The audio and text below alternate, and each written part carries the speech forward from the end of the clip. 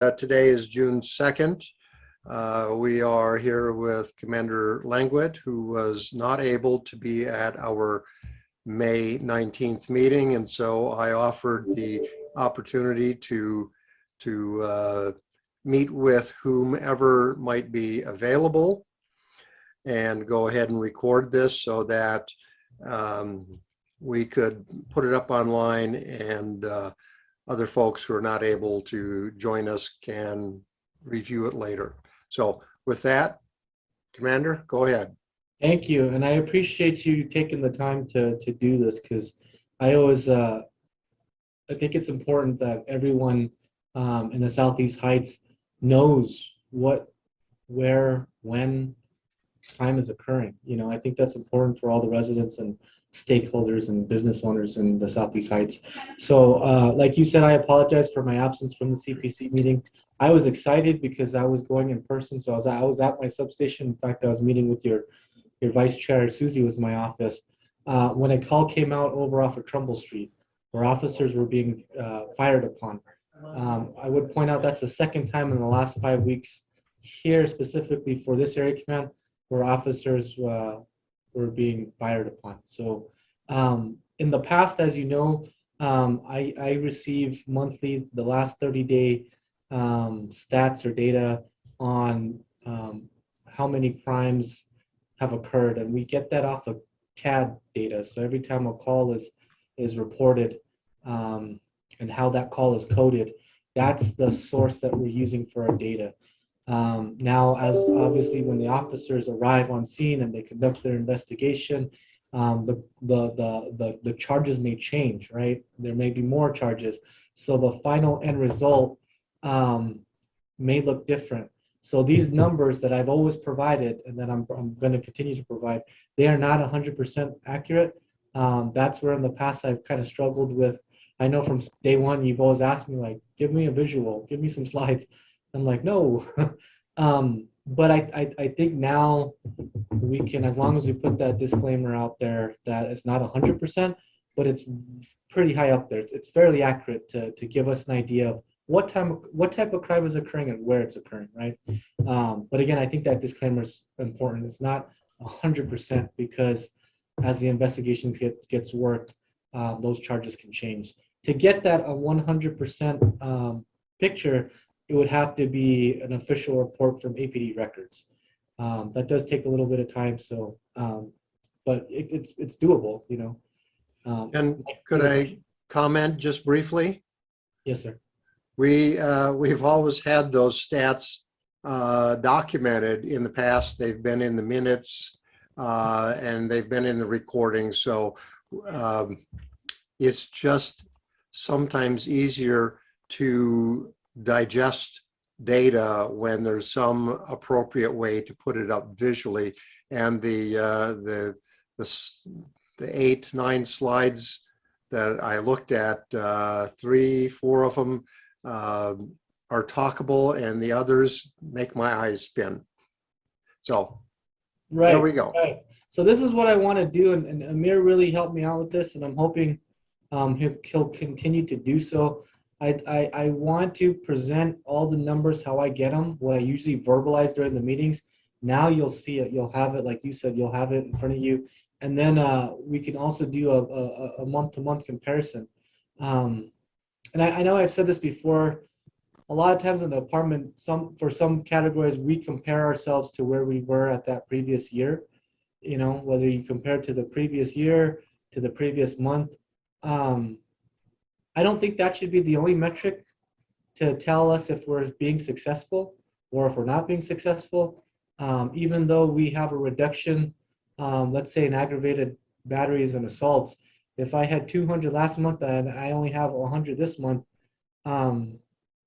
is that a success because there's reduction? Yeah, but at the end of the day, I still have 100 aggravated battery and assaults, right? And they still need our focus and attention. So that's just my own personal opinion, but I think a month-to-month comparison can just kind of give an idea if we're going up and down, and then we can ask ourselves, well, what are the reasons or factors behind that? You know, I can give you an example. Summertime, there is so much increased traffic, pedestrian and vehicle traffic. in this area command with the warmer weather and with the increased traffic, there's a lot more altercations that occur. And from those altercations, shootings or, violent crimes or even homicides occur. So just to go through it, Amir was even able to make graphs. So we're going to do this. The CPC will be getting this every month now. It'll show the current month and the previous 2 months comparisons. And I don't know if you want to cut and paste and put them on slides, or if you just want to somehow, release the spreadsheet, Mike. Maybe that's something we could talk about offline. But a couple days before the CPC meetings, you will now be getting this every month. So as you can see, we have our crime categories that I usually, rattle off how many we've had. Being pressed on time, and I know you guys took the time out of your day, I'm going to email this to you. You said Amir already emailed it to you. Did you get it like this or no? I didn't look at the Excel spreadsheet, but I think we can at least open up a conversation about what sorts of presentations will be helpful, because sometimes the stats reflect what's going on in society. Sometimes they reflect measures that you're taking that would reduce certain crimes.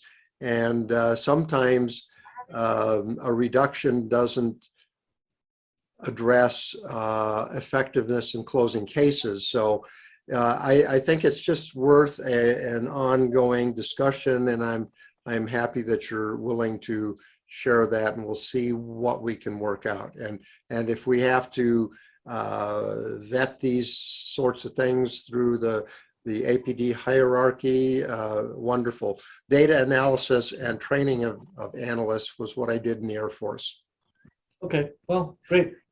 That's all I'd like to talk about on that. The rest of the time, what I'd really like to talk about is in the last, 5 weeks, we have had a very sharp increase in shooting homicides, specifically in the area of Pennsylvania and Central, give or take a few blocks to the north, give or take a few blocks to the south, from Penn and Central east up to Wyoming and Central. So I've had a focus, and this is the strategy or operation that we're currently doing right now. I think it's important that you guys know what we're doing. So if there's any feedback or any suggestions or anything that you guys would like to offer on, I'm make myself available. I'm all ears. But I looked at the shootings that have happened, and a lot of the majority of them are happening at night, dark when it's dark out. The homicide unit was able to really do a deep dive into each homicide that's occurred, and they were able to say that they're not linked. So we don't have like a serial, offender out there. They're separate incidents that have their own, underlying root causes or factors that cause that homicide, right? Not really much of any type of like homeless or quality of life involvement in them. The majority of our homicides seems to revolve around drugs and group violence. That's what it's looking like. So because we've had this sharp increase, I have had to adjust my resources and my officers. So knowing that they've been happening at the later hours of the night, our patrol officers, especially with it being summertime, they're very busy. They're working hard with calls for service and priority calls. When a priority 1 call comes in, a priority 2 call comes in, that's their fundamental. That's their primary mission, right? When it's not busy, then they work their proactive operations. But again, we're at the mercy of if it's busy or not. Especially these days, it tends to be very, very busy. When we get a use of force investigation, the amount of time it takes for a use of force investigation and how many personnel are kind of sidelined to do that investigation the right way, that's what calls stack, and it takes quite a bit of time to recover, to get all those calls. We are fortunate enough to have our PRT teams. We have a PRT team here. We have them split up to where there is 7 days a week coverage. They're working during the daytime hours into the evening. But looking at the gun violence and how it's gone up, it started about a week and a half ago, 2 weeks ago. It's going to go on for the next 2-3 weeks. We've already seen some good results as far as a decrease. But what I've had to do starting 2 weeks ago is I've adjusted the PRT officers to where they're coming in the afternoons now, working into the nighttime. Our PRT teams, not that it's a competition, but they average like 30 arrests, 30 felony arrests, 30 felony warrants a week, more than any other unit in the department. And I have to believe, and again, this is just my own findings and my opinion, but I have to believe that that proactivity is definitely causing disruption to where we may have prevented 2 shootings or 2 homicides or prevented a handful of burglaries by arresting these felony offenders, right? And causing that disruption. But again, looking at that, the shootings have been happening after our PRT officers are done for the day. It's like, okay, I need to take them and I need to have them work during the times where the data is showing us where these shootings are occurring. So that was an immediate adjustment to where all the PRT officers are adjusted now, working afternoons and evening times. So what success looks like for this specific operation is no homicides and no shootings, or a sharp decrease, just like how we had that sharp increase. Having 30 felony arrests is great. We always want to advocate for our victims, right? But looking how important this gun violence, issue has gotten, what success looks like, and this is the marching orders I gave the officers, is if we only get 10 felony arrests, but we have no shootings, to me, that's success, right? And then, of course, after we're able to make a real big impact, it's that balance, finding that balance, right? So in addition to not only, and I mentioned the areas of concern, right? Pennsylvania and Central. There's several systems, I say systems, that, may be that root cause of why we're having that shooting there, that homicide there. There's from encampments to businesses to hotels. There's hotels in that area where they have told us like we want APD to enforce the loitering and the trespassing. It seems like when people are grouped together waiting on drug deliveries, different groups drive by, they get into an altercation, it ends up into a violent crime, right? So the point is that we've identified several different locations. I'll say it like that. I won't say any names at this point. We have an operation going this week where we're serving a lot of search warrants. So to not compromise our operations, I'm not going to say any names, but I will say we've identified several businesses to where we really have to put the pressure on them. We have to communicate with them. We have to educate them as best as we can. We have to sanction them, if they're not going to hold up their end of the deal. Then we have also several other businesses in this area too that legitimately are sick of the criminal activity. So we're working with them. Our crime prevention specialists are working with them to do everything we can for the crime prevention side, forming business coalitions to increase that communication, information sharing. So that's also occurring.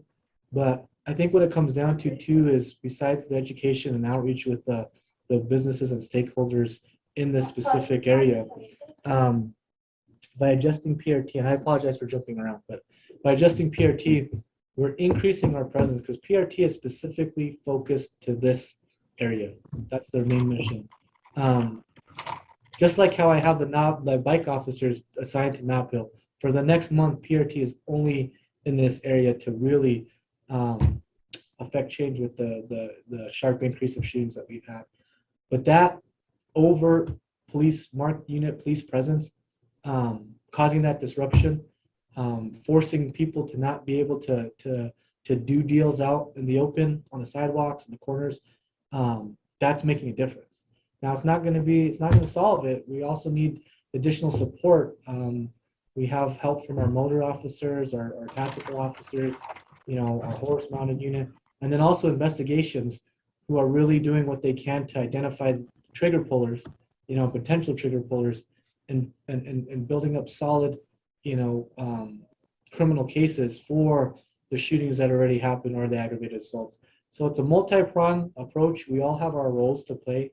Like I said, unfortunately, we had one just last night off Alvarado. We had a shooting. It's a little bit ways off from the area that we're concentrated on. But once we started this operation, within a few days, we are seeing that over presence is making a difference. So that's our focus for the next month. Our field officers, again, are still dedicated to calls for service. So when it comes to reducing speeding and the racing and the property crimes, we still have officers and resources available to do that. But again, I had to shift my real proactive units, the units that aren't tied to 911 calls, to focus on this specific area for the gun violence. So really, that's it. I mean, again, I don't want to take up too much time, but that's what I wanted the CPC and everyone to know, what we are currently doing real time right now. So Sandra, do you have any questions? Well, first of all, and always, kudos and thank you.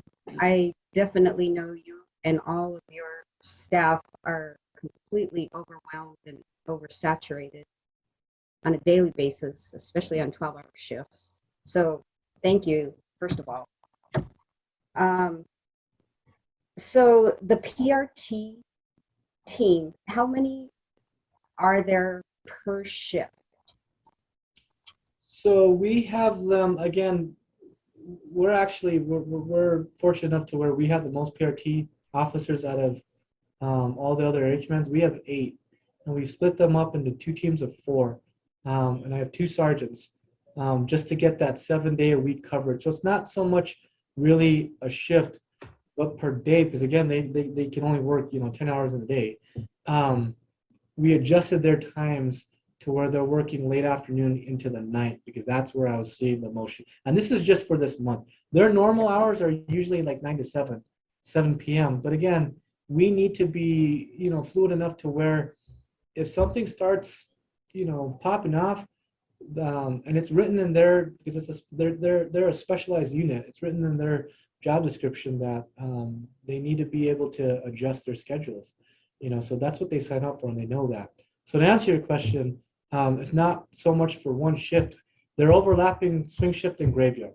Okay. And there will be 4 officers and a sergeant each day.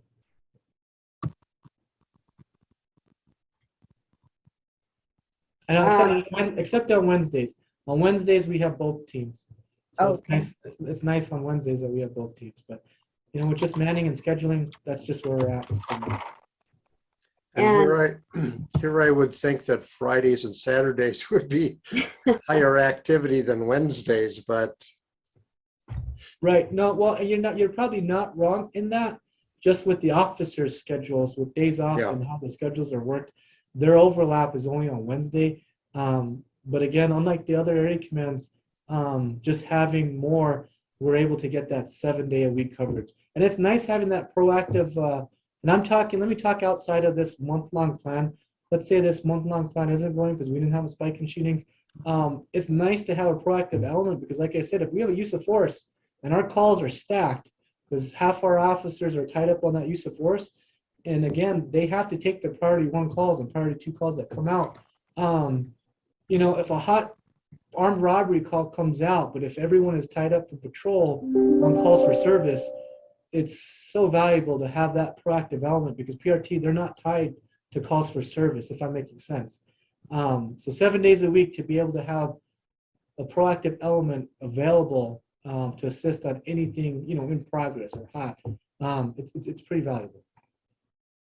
There's a reason why they make more felony arrests than any other unit in APD. And as to the businesses, I don't know if it was maybe like around a month ago. Uh, I don't know if it was the FBI or local police. DEA. Anyway, they shut down like X amount of massage parlors in our Oh, area for prostitution and drugs and such. And maybe this is a topic I could talk with Lieutenant Bartlett about, because I know he's starting up the business coalition. But as community like neighborhood associations, what is it that we can do, boots on the ground, to help you all? I know you say information gathering is really important,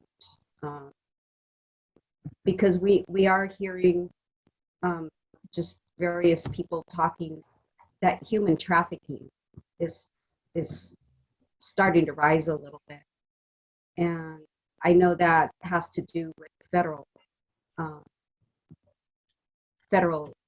agencies. But is there a local within the APD? I don't know if this would fall under PRT, that they're keeping a lookout for the rise in that?